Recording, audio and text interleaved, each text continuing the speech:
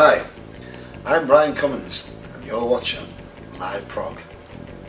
Welcome to Live Prog, welcome to a new video review. My name is Marcel Haster.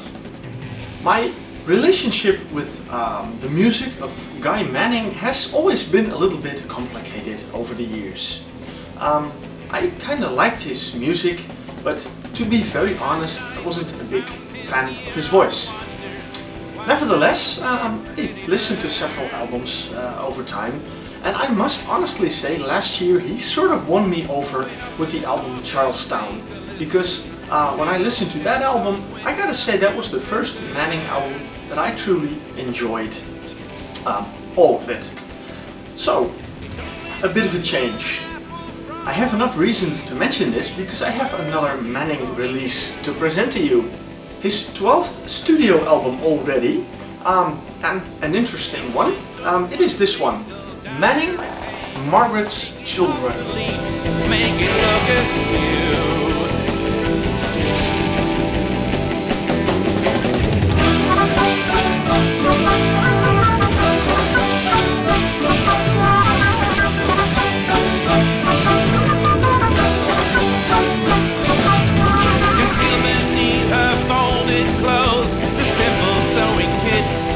Doll and the braid.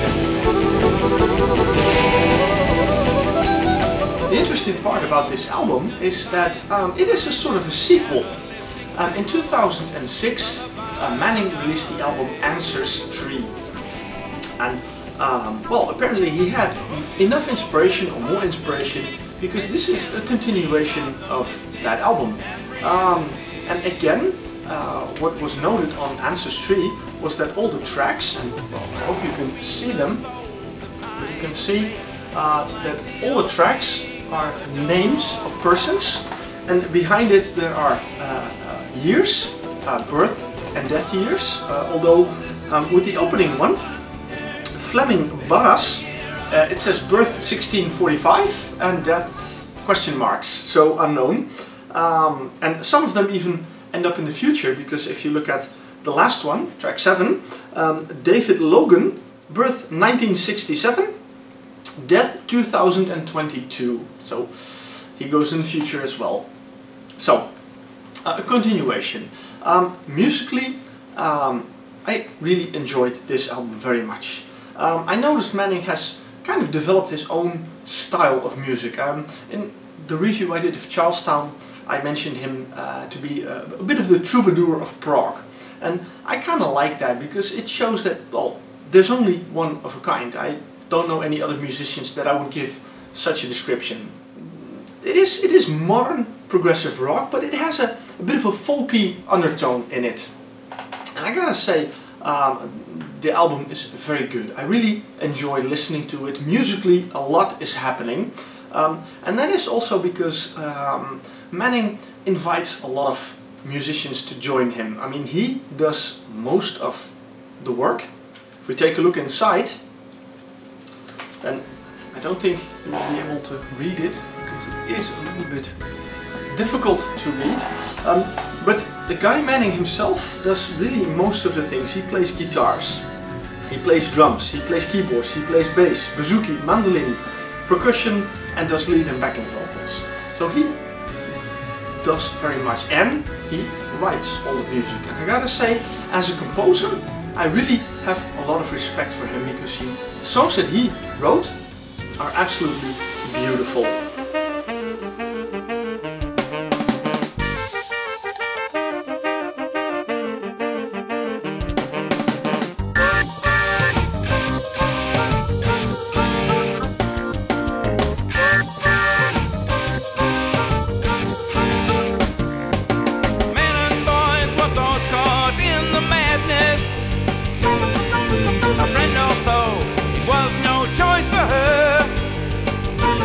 But he has several musicians to join him, play some more guitar parts, play some violins, play some bass, some vocals. And listening to the songs, I mentioned modern prog with a folky touch to it, but there's one exception. I have to take this one again. Track number 4, Harriet Horden. 1912, 1955. And next to the, still don't know if you can see it, but next to the, here you have the names and the dates, and here you have basically the titles of the songs. So the names are not the title, but basically the story of that person. But Harriet Horton, the song is titled Night at the Savoy 1933, is a standout song on the album. It is sung by Julie King, and the introduction is done by Fido. And the music is totally different. I mean, if you think of the Savoy, a big luxurious hotel, imagine you're sitting in a restaurant there and they're playing music, and there's someone playing beautiful piano, a beautiful lady is singing, and you have some saxophone along with it. Manning does backing vocals on the track, but it is a really beautiful track, and it does stand out because it's the only track that's not as much prog as the others. It's more just a beautiful song that you will expect in a theater, or well, think back in those days, 1933. That kind of atmosphere comes from that song. Very beautiful and a very nice addition. The boarded windows poster for the Easter time parade, scrolled across its banner, and the start will now be delayed. The only sign of marching was the final run on the band. Now, among the guest musicians, I noted a few other names that interested me, because Leon Campfield from Tiny Fish does a lot of percussion, and someone I keep running into at lots of albums, Marek Arnold.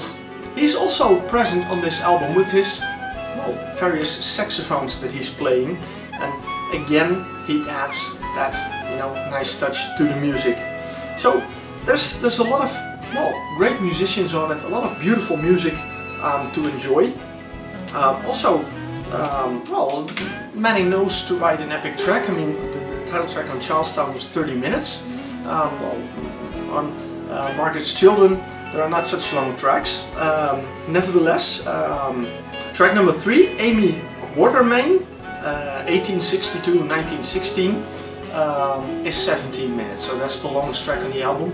The other tracks vary around 7, 8, 9 minutes and a few short ones. The artwork, mustn't forget that, because that is also an important part of the work.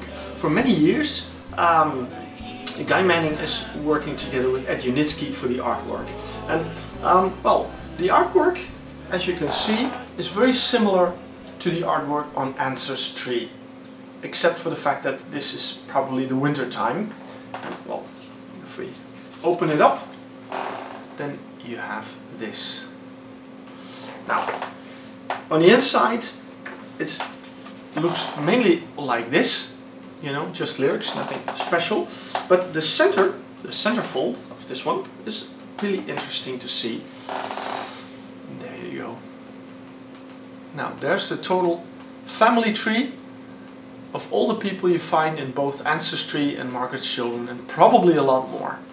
But as you can see, there's a lot of time and detail spent on this whole idea of a family tree, which is very interesting. Now, I gotta say, with Margaret's Children, Manning once again delivered a very fine album. It is his 12th studio album. Again, he's going on the road. He's actually making his first dates into mainland Europe, which is nice. He will also be playing in Holland, so there's a chance to see him.